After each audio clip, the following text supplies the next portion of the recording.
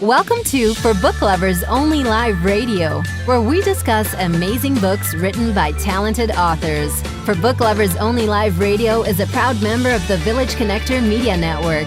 If you love books, we have a home for you. Now time for your host and chief book lover, Rob Brown. Greetings, book lovers, and welcome to For Book Lovers Only Live Radio, where if you love books, we have a home for you. Thank you so much for tuning in this Sunday, the 26th in March. We are so happy that you have decided to join us this afternoon. My name is Rob Brown, your internet radio host and chief book lover, and I want to start out today's broadcast with a few announcements to keep all of our book lovers and our fans out there abreast of what's going on with regards to book fairs, book festivals, and things that are going on around the country, because that's one of the benefits of watching our show and being a member of our Book Lovers Club is that we keep you abreast of those types of events so that you can visit and participate. First, the Writers Center in Washington, D.C. is going to be hosting a literary trivia night in the Petworth neighborhood in D.C. That's going to be on Monday, March the 27th from 6:30 p.m. to 7:30 p.m., and that's going to be held in the Petworth Citizen and Reading Room. Now, teams consisting of 1 to 4 participants will be able to show off their knowledge of books in 4 question rounds. So it sounds like it might be kind of like a Jeopardy type event, and that's at the Writers Center in Washington, D.C. in the Petworth neighborhood. That's March the 27th from 6:30 p.m. to 7:30 p.m. So if you're in that neighborhood, feel free to stop by. It sounds like it will be a lot of fun. The Annapolis Book Festival will be held on April the 8th from 10 a.m. until 4 p.m., and that's going to take place at the Key School. Many authors will be present. They're going to have a lot of activities on hand. They're also going to be holding a workshop titled The Art and Craft of Short Fiction. So if you're interested in fiction books, if you're interested actually in yourself writing fiction, maybe some fiction short stories or actually an entire fiction book, you might want to attend. That is the Annapolis Book Festival, once again on April the 8th from 10 a.m. to 4 p.m. at the Key School. So if you're in Annapolis on April 8th, feel free to stop by. It sounds like it would be a worthwhile endeavor. And finally, the Oxford Conference for the Book will be taking place in Oxford, Mississippi. It is hosted by the Center for the Study of Southern Culture at the University of Mississippi. From Wednesday, March the 29th to Friday, March the 31st, there are going to be 3 days of reading, lectures, workshops, and panels celebrating the written word. That sounds like that's going to be an absolutely marvelous event for book lovers and authors and everybody who likes books. Definitely feel free to participate in the Oxford Conference for the Book on March the 29th, which is a Wednesday to Friday, March the 31st. So we want to keep you all abreast of all types of events, regardless of whether they're happening here in the DMV, the Washington, D.C. metropolitan area, or around the country. There are lots of great events, and we want you to know about all of them. Now, today we are continuing to highlight books about sports health and fitness, and I wanted to take a quick moment to thank last week's in-studio guests, personal trainer, bodybuilder, and fitness competitor Rochelle Cannon, and author, bodybuilder, and fitness competitor Kim Griffin for stopping by to visit. They were great guests, and they are in the final stages of preparing and training for upcoming fitness competitions, so they looked absolutely fabulous. Please pick up a copy of Kim's book, Let's Get It Done, by visiting www.forbookloversonly.com. That's www.forbookloversonly.com. And feel free to email me directly. I love hearing from our fans and for those who have recently joined our Book Lovers Club. And for you who are watching the broadcast right now, you might be listening to it. Feel free to email me directly at rob@forbookloversonly.com. That's rob@forbookloversonly.com. I'd love to hear from you. Our fans have been telling us they really like our book trivia, and they're learning a lot from the tidbits of knowledge that I'm sharing. So I wanted to continue that. I wanted to share with you 3 more pieces of book trivia that you might find very interesting, maybe some great topics of conversation at your next cocktail party. One scientific study showed that people who read books on a regular basis are 2.5 times less likely to develop Alzheimer's later in life. And pretty much everyone knows about Alzheimer's. It's the terrible progressive disease which tends to destroy a person's memory and severely impairs other mental and cognitive functions. It's a terrible disease. And this scientific study is very encouraging, showing that if you read more books, you're 2.5 times less likely to develop this terrible disease. So as you can see, reading books, it has so many benefits. It actually has a definable empirical health benefit from scientific studies. So it's all the more reason to pick up a book. Our second piece of trivia, only 1 in 4 Americans, unfortunately, say they have read 0 books in the past year. That is 25% of all Americans have not read any books in the past year. I think that's a pretty alarming statistic.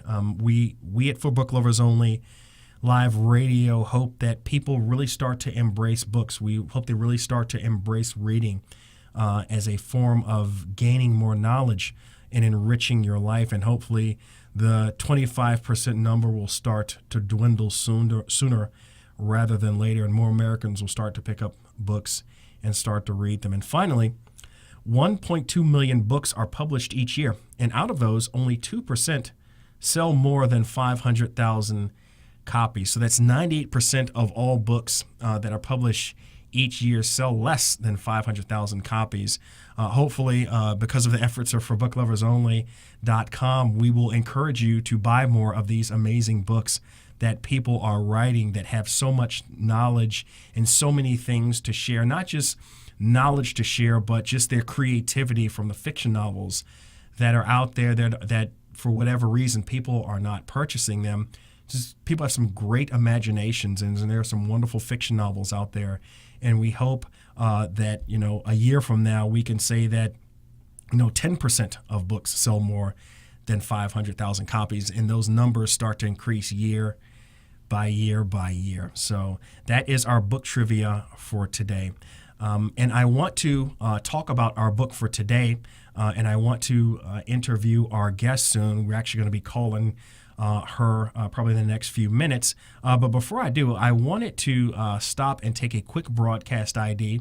This is For Book Lovers Only Live Radio, where if you love books, we have a home for you. My name is Rob Brown, your internet radio host and chief book lover. And if you're watching through Facebook, there's a little share button at the bottom of your screen. Feel free to share this broadcast. We want people to know about these wonderful books.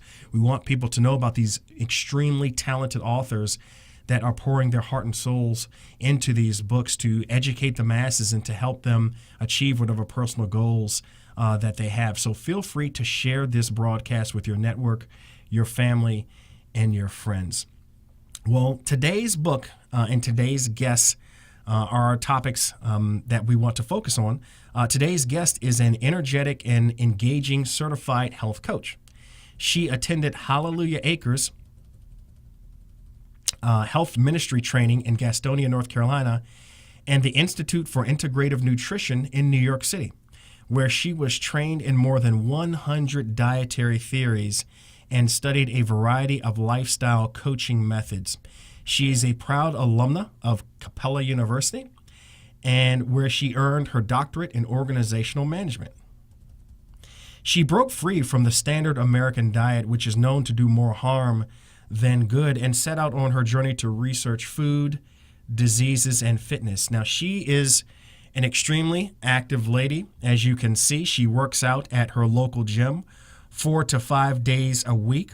Her workouts consist mostly of strength training and cardiovascular exercises.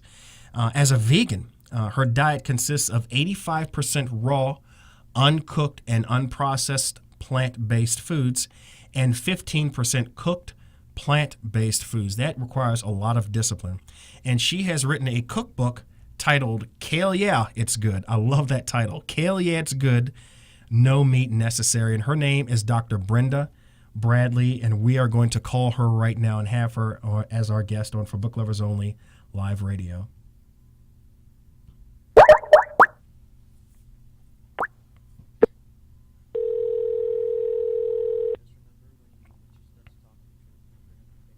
is Dr. Bradley.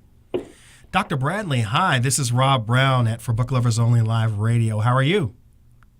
I am doing great. How are you, Rob? I'm doing great. Welcome to our show. We are so happy to have you as our guest. Thank you. Thank you for having me. This is absolutely wonderful. Thank you. Well, as you know, this is Sports, Fitness, and Health and Nutrition Month. We wanted to bring you on our show. We wanted to talk to you about your book, Kale. Yeah, by the way, I love that title. That title is so catchy and so awesome. I want to get your take on how you actually came up with that title. But please take a few moments to introduce yourself to our listeners and to our viewers in your own words. Great. Well, I am Dr. Brenda T. Bradley. I am a certified integrative nutrition health coach. I am the mother of two children. I shouldn't say children, they're actually adults now. I have an empty nest here. And I just enjoy my work as a certified health coach. My goal in what I do, Rob, is basically just to inspire others to lead the charge for healthy eating and living. At the end of the day, it's all about loving who you really are and embracing the challenge to discover your best self. And sometimes we just need a little help from that particular coach. And I am that coach that can help. Well, obviously, this is a subject that you're very passionate about. You've made this your life's work. What initially sparked your passion? Well, I would say this. We go through life, and a lot of us, and I was one of them that was always wondering, what is my purpose? Why am I here? I did not know. And what happened was I went through a particular storm, and that storm actually led me to my passion today. And that particular storm was, over a course of some years, I became obese. Now, you're talking to someone who was in the military veteran, loved it. You're talking to someone who was very active in sports. I mean, Rob, I don't know if you play basketball, but I will post you up to this day. I'm sure you could. I'm more of a football guy. So I don't doubt that whatsoever. Okay. Well, once I left the military and everything, life was really, really good. I never had a problem with my weight. On any given day, you would see me running, playing, any type of sports, and I love going to the gym. But I woke up one morning and it's like, wow, how did I go from 170 pounds to 236 pounds? Now, during the course of that, I was gaining the weight, but I didn't understand it. And so the first thing I said was, okay, well, maybe they said that, as a woman gets older, I'm only speaking for women here, as a woman gets older, her metabolism slows down, so she starts gaining weight. But I didn't want to buy that. I did not believe that. So I just said, you know what? I know what it is. I need to continuously go to the gym. I need to be active. I know I don't have a problem with the food because I'm a healthy eater, and no one can tell me that I'm not a healthy eater. Well, I increased my gym time. I was going to the gym. Now, for me to go to the gym, the minimum amount of time that I stay in the gym, minimum, Rob, is 2 hours. Okay. Wow. And I increased my gym time from, I was going 2 to 3 times. I went 3 to 4, all the way up to 5 days a week. And I was going twice a day before I went to work and after I got off from work. But guess what? The weight would not budge. I was getting bigger and bigger. And I started, I put my little pride on the shelf and I said, you know what? Something is wrong, and I don't know what this is. I don't know what's happening, and why is it happening to me? I'm eating good. I'm a healthy eater, but why? Something has to be wrong here. So I put my pride on the shelf, and I went and I became friends with some of those weight loss centers. And I was paying out the money, and this is not a call to bash those companies whatsoever. I would never, ever do that because I did lose the weight. But when I stopped utilizing those particular services, the weight came back and brought some friends with it. And now I'm even bigger than where I was when I first started. So I couldn't figure it out. I mean, I was at my wit's end. Now, the wake-up call for me was when my doctor says, listen here, Brenda. You are pre-diabetic, you have high blood pressure and high cholesterol. You have got to get this weight off. But my doctor couldn't tell me how. she wanted to prescribe me some things, and I just knew I didn't want to go that route. So I just said, you know what, let me just keep going to the gym and let me just try to figure this out. Maybe let me try some different exercises or something. Never once did I look at the food. And it was not until I went and I was speaking to a dear friend of mine, and I finally told her, now check this out, Rob. I didn't want anybody to know that I was struggling. So when you're going through something that you cannot relate with and you don't really understand it, you really don't know how to talk to someone about it. So, you know, the depression started to set in, and I was actually hiding. I was wrapping my body up, putting girdles on. I was doing all of this stuff that I am not ashamed to admit today. I was doing all of this stuff trying to figure out what is happening, what is wrong with me. But it wasn't until a friend told me about a book, and I didn't want to read the book, and I did read the book, and that really set the path for me. And what that book said was, go back to the garden. And that's when I said, wait a minute, the garden, my food? It can't be. So the reason why I say that I was a healthy eater, I'm actually from Arkansas, my great state of Arkansas.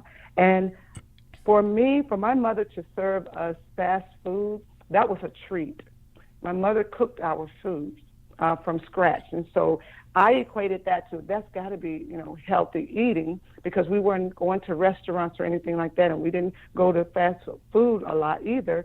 And so I grew up, and even to this day, I enjoy cooking my own food. So that's what I said. It couldn't have been the food, because I was a healthy eater. Right. Little did I know, it was the food. And so it wasn't until I took a hard look at the food, I threw myself into school. So I actually went to, I tell everybody, I answered that call, because what happened was I attended Hallelujah Acres Health Minister training out of North Carolina, and then I went on to, I attended the Institute of Integrative Nutrition in New York City, and it was there where I was trained in more than 100 dietary theories, and I studied a variety of lifestyle coaching methods.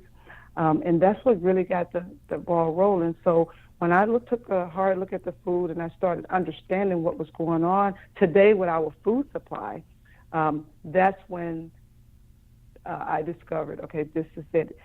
When I started changing the foods that I was eating, now keep in mind I was 236 pounds. Within 10 months, I was back. And that 236 is a size 16, size 18. Within 10 months, no diet pills, no supplements, nothing.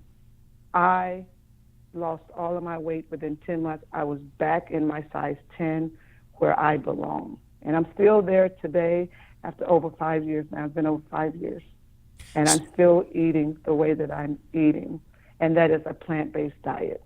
So basically, you were still doing the exercises, you weren't seeing the results, and you changed your diet to a plant-based diet, and then that's when the weight started to come off. That's when the changes truly took place. Yes, exactly. For me, yes. Okay. So Oh, no, I was going to say that's very interesting, because I've heard that, you know, a lot, that the older that you get, the more, you know, fitness and health, the more it's about diet than it is exercise. And, you know, like I say, the older that you get, you can't really get away with the things that you could get away with in your early 20s. Like, you really have to watch your diet much closer, you know, the older that you get. Yes, you really do. You really do. Because like you said, I mean, I didn't have that problem. You know, I was eating pizza and chicken wings. I was doing all that, and life was good for me, and I was still small and all of that. And that's why when I told you I started gaining this weight, I'm like, what could this be? And I said, oh, my metabolism is slowing down. Right. No, I just couldn't eat the foods that I was eating. And then again, you know, today, you know, if you take a look at what's going on in the industry, you know, we want our food quick. We want it now. We don't want to wait. So it's a huge market out there. And we're dealing with a lot in our food supply. So our food supply is not as healthy as it used to be back in the day, I should say.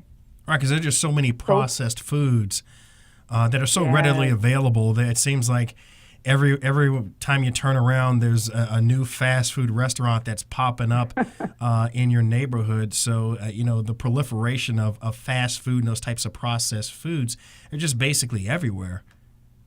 They are everywhere. And then there's some hidden culprits, the sugars and the white flour and white rice. There's things that they're putting in there. I mean, it's everywhere. It's everywhere. Even though my lifestyle is plant-based or vegan, I still have to pay attention to everything that I'm consuming, or even that I'm buying out there. So I have to pay particular attention to that, because I never ever want to go back through that particular storm, because I could not relate. I could not handle it, and I can see why. I know what it feels like to carry that. I know what it does to your mental psyche. It wears on you, and I can understand why people get depressed, and they're just so unhappy and they're angry, and it's a lot. And it's what I encourage people is to just take a look at what you're eating.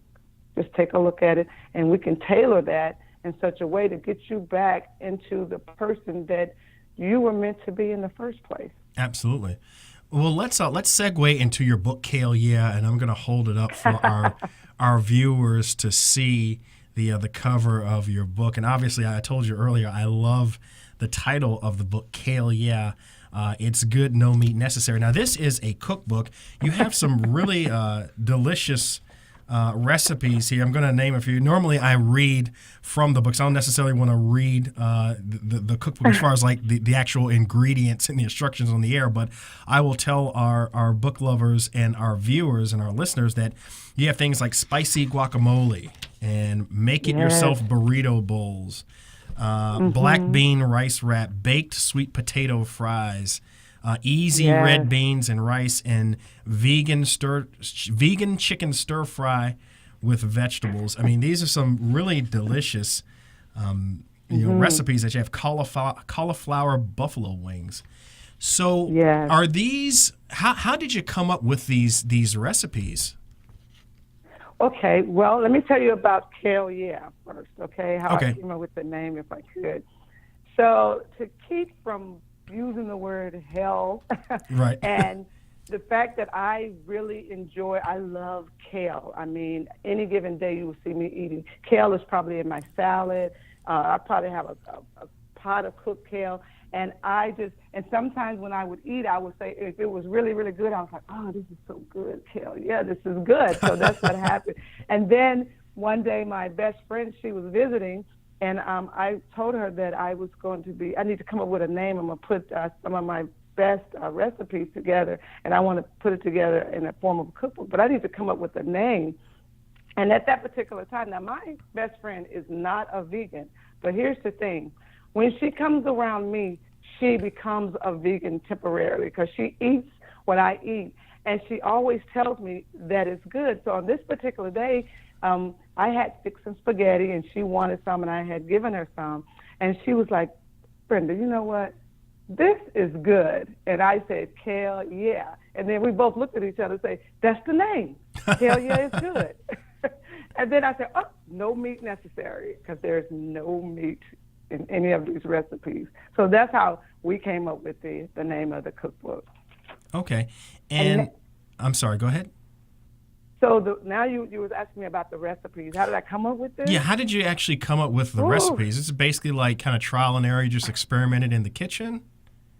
Yeah, so what happened was when I, started eating this way, I knew absolutely nothing. I did not know what I was doing. I didn't know the difference in a vegan. I didn't know the difference in a vegetarian. All I know was I was feeling good and the weight was coming off. But I ran into a roadblock because I said, you know what, I want to eat some food that I'm used to eating. I want some cooked food. Certainly I can't eat just, fruit and vegetables and some nuts and stuff like that. I want to eat. And so, not understanding this whole lifestyle, I Googled, what do vegans eat? And there's a lady, and I'm sure that most people a lot of people have heard of her. She was having, her name is Tracy McCorder. Tracy was having offering a cooking class in her home. And Tracy has been a vegan for probably over 30 years. I could not get to her home fast enough. And when I went to her home, what she said, that the light bulb, and I had that aha moment, was she said, remove and replace. Remove the bad ingredients, replace them with healthy ingredients. Rob, after that, I didn't need to hear anything else. I was ready to go home and run in the kitchen. And so what I did was, some of these recipes, like your banana bread, I love banana bread. So what I did was, like you said earlier, it was trial and error. I removed some of the ingredients that I know that was totally unhealthy, and I replaced them with a healthier type of ingredient. And so I started doing that, and I was so excited. And so what I would do is, I had my daughter, my only daughter, I have two children. My only daughter, she was living in South Korea at the time. I would take a picture of the food, and I would send it to her because I was so excited that I was actually eating food, and I was loving it. And so she was telling me, she said, Mom, you know what, you should just, compile all this, because I know you're going to go forth with this because you love helping people. And just put it together. Who knows, you might even come up with a cookbook. And that's how it came. So trial and error, playing around in the kitchen, taking some recipes that I knew about and switching the ingredients. That's amazing. That is an amazing accomplishment. And I have to tell you, I am a huge fan myself of kale. I like to buy the big bags in bulk at the supermarket, and I try to eat probably like 4 to 5 kale salads a week. They're absolutely amazing. So tell us a little bit more about just the differences. And I'm sure some of our book lovers and our listeners and our viewers are wondering, what is the difference between a vegetarian and a vegan? Can you tell us a little bit about the fine line distinction between the two? Well, let me say this, and I'll tell this to everyone. I did not know when I first started, I didn't know that there was a difference. So on any given day, Rob, I would tell you I'm a vegan today, then the next day you'll see me, I'll say I'm a vegetarian. And the reason why I was doing that is because I actually thought the word vegan was short for vegetarian. So I thought that they were just interchangeable. Right. I'm not going to say vegetarian, I'm just going to say vegan. So the difference between a vegan and a vegetarian, and I'm going to keep it, really simple here. I'm not going to go deep into it in terms of the food. A vegan is an individual who does not consume any animals or animal byproducts, to include fish. So vegans don't eat any meat, including fish, and they do not consume any eggs, milk, or cheese. Whereas you might meet someone that says, I'm a vegetarian, but I don't eat meat. So what that person is saying is, I'm a vegetarian, but I don't eat meat, but something in that vegetarian diet is of that animal's kingdom, I call it. So that vegetarian might not eat meat, but they might eat eggs, or they might eat, use milk, or they might, eat cheese. So that's the difference. One has totally cut anything of the animal totally out of their diet, whereas the other vegetarian has not. The vegetarian is still utilizing or consuming something of the animal, whether it's, eggs, milk, or cheese. I see. So yeah. Do you recommend, as a certified health coach, do you recommend that if a person really wants to clean up their diet and they want to eat better, do you recommend that they go from the standard American diet to becoming a vegetarian and then a vegan, or can they jump directly to vegan? Will that be too much of a shock to their system? How should they make the transition? Well, and I'm glad that you mentioned that, because what happened over the course, I said I've been a vegan for over 5 years now, and it was trial and error, and it was at times I didn't know what I was doing. I was lost, but I was feeling so good because of the weight loss, and my attitude was better. I was happy. So what I did was I put together every month. I actually host a program that I put together called the 21-Day Vegan Challenge, because it is a challenge. And what it is, Robbie, this is a program that has been designed for anyone desiring to make a lifestyle change or to explore and experience the healthy benefits of a vegan diet. So one of the easiest, and this is the scientific through my scientific research, one of the easiest ways to eliminate or trim excess weight, prevent diabetes, lower blood pressure, reduce cancer risk, etc., it goes on and on, is by adopting a plant-based diet. And that plant-based diet, which is, I'm interchanging plant-based and vegan here, same, includes all grains, beans, legumes, vegetables, and nuts. So in this challenge, individuals, participants are asked to refrain from all meat, including fish, and all animal products such as eggs, milk, and cheese. But here's the beauty of the program.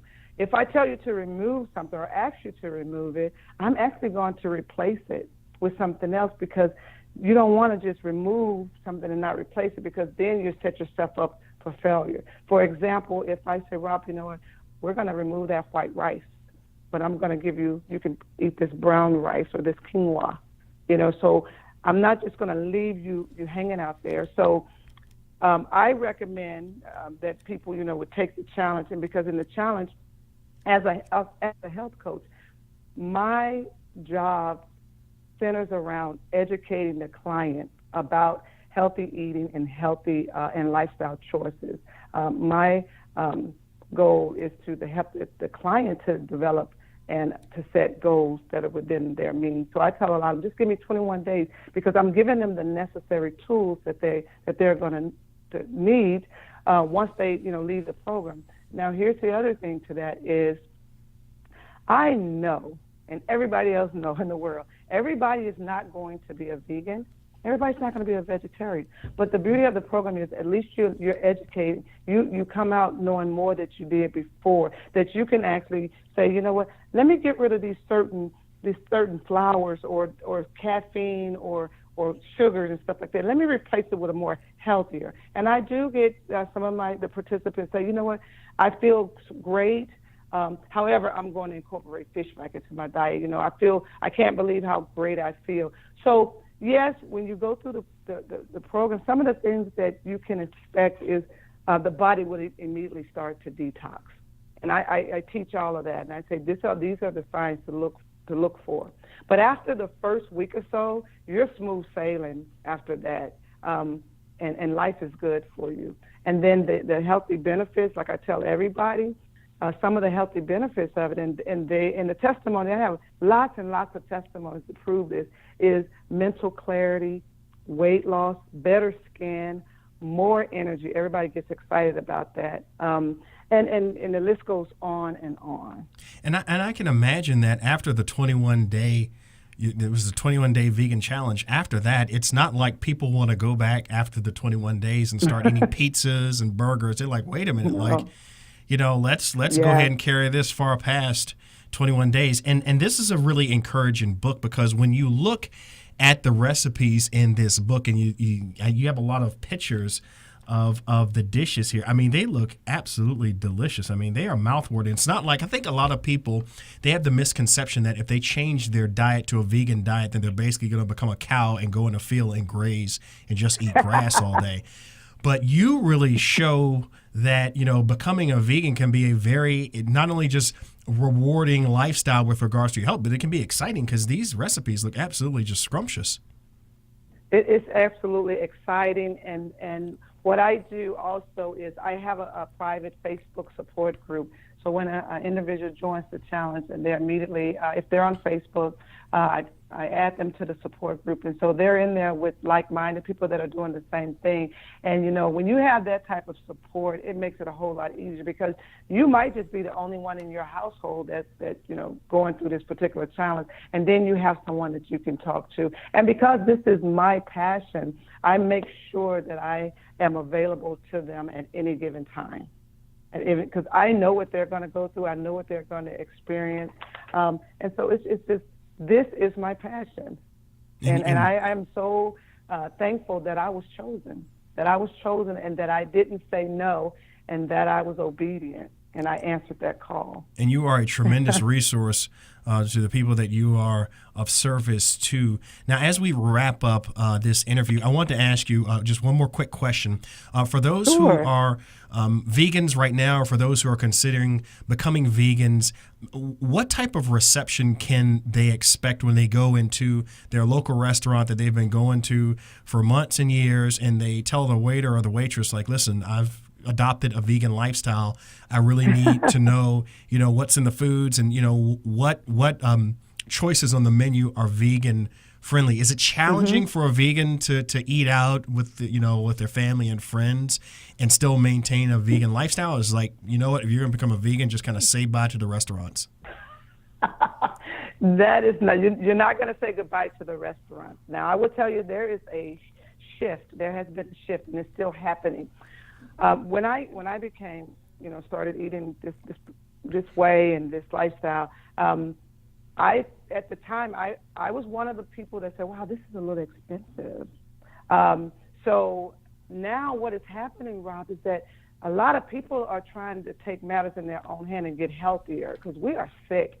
And a lot of companies are beginning to take notice. So when I became a vegan, the only store in this area here in the Northern Virginia, D.C. area was Whole Foods. Well, now that other companies are taking notice, you have stores, many stores are now, adding these products on their shelves because people, that supply and demand is a big deal. When people start demanding, and if you want to stay in the game, as a retailer, in that particular market, then you need to listen and pay attention. So they do their market research. And so now even Walmart has these products in their stores. Now with the restaurants, I go to restaurants, and in this D.C. area, vegan restaurants are popping up all over the place. However, for those people that don't want to go to a vegan restaurant, that just want to go and they're with their friends and their friends are meat lovers or what have you, the restaurants are now paying attention to that. So what I tell my participants, I say, okay, if you guys go to a restaurant, you'll be surprised when you stop that waiter and you tell that waiter, hey, I don't eat any meat. Is there anything that you all can offer? And you will be surprised. The chef probably is vegetarian anyway. And so they're beginning to add a lot of different foods on their menu. Like right now, there is no place that I cannot go and still in a restaurant and have not been able to eat. All I had to do was tell them, hey, I don't. And you need to tell them because, and like I said, they're paying attention because a lot of people, they have a lot of illnesses when it comes to the food. They have allergies and all that. So now all these restaurants have to pay attention because they don't want to get sued. And they Absolutely. might tell you that, if you have an allergy, if you have something, let us know. So, yes, I love it. Now I love it because I've seen the huge change that has happened in that market. So that's really encouraging for those who are considering a vegan lifestyle, that the restaurants will be amenable to your requests to help you achieve your goals of becoming a vegan. Dr. Bradley, thank you so much for being our guest. Thank you. As we wrap up, I want our book lovers and our fans and our people who are watching this broadcast, tell us a little bit about your contact information, your website, and your email address, because there are a lot of people that are watching, but there are some that are listening that can't really see what's on the screen. Sure. So give us your contact information. Okay. Well, my website is www.drbtbradley.com, www.drbtbradley.com. My email address is my first name, Brenda, Brenda, at drbtbradley.com. Great. Dr. Bradley, thank you so much. We are so excited about Kale. Yeah, it's good, no meat necessary. We wish you much success in your future endeavors. And please, if you are going to write a follow-up book about veganism, please let us know. We would love to invite you back to the show again. Thank you so much, Dr. Bradley. You are so welcome, and you have a good evening. And can I say one more thing? Absolutely. I want to tell everyone, always allow food to be your medicine and not your poison. Thank you. That is a wonderful pearl of wisdom to leave our listeners with. Dr. Bradley, thank you so much. Thank you, Rob, and you have a good one. You too. Okay, bye-bye. Book lovers, the book is Kale, Yeah, It's Good, No Meat Necessary. We want to thank Dr. Brenda Bradley for coming on our show via Skype phone call and sharing with us her pearls of wisdom about veganism, and pick up a copy of her book, Kale, Yeah, No, It's Good, No Meat Necessary. Please pick up a copy at www.forbookloversonly.com. That's www.forbookloversonly.com. Well, we're all out of time, book lovers. Thank you so much for watching. Be sure to pick up a copy of her book and tune in next week as we highlight more authors and more books consisting of information about sports, fitness, and health. This is For Book Lovers Only Live Radio. My name is Rob Brown, your internet radio host and chief book lover. And remember, if you love books, we have a home for you. Take care. We'll see you next week.